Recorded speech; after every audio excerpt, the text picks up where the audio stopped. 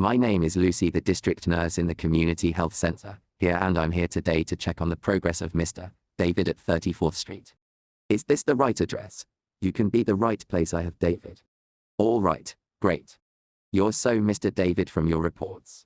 I know that you've recently had an appendectomy done for, and it's been almost 2 weeks now, and I've been assigned to check on how well you've been doing after the surgery. So could you tell me how you've been doing? Well, I haven't been feeling really well last couple of days.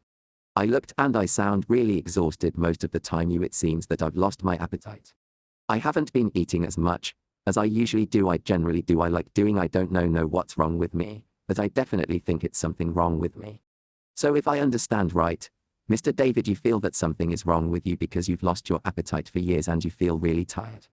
Is that right there? That's exactly right. I would have come to the community, said to myself. I've been feeling really petite. So I couldn't make it there, only glad you're here. So what I can do, Miss David, is that can I examine you first? It is sin to say that. You know, you're suffering from these problems. I just want to check if there's anything else that I can spot, but then you find that's perfectly fine. If we go. All right. So during the examination, what I found is that you look really tired and pale, and to be honest, slightly yellowish. So just to get things right here. Have you had any other difficulties, like how you felt feverish or any pain in the abdomen, swelling, something of that sort? Well, I'm glad you asked, because other than not feeling hungry at all, I have noticed that I've been these headaches frequently. Even something that's more concerning is that since the last 2 days I've noticed my human, it's not normal because it's darkly colored, right? Okay. All right. So, it's David's symptoms that you've just mentioned: frequent headaches and your urine being dark colored and being tired, fatigued.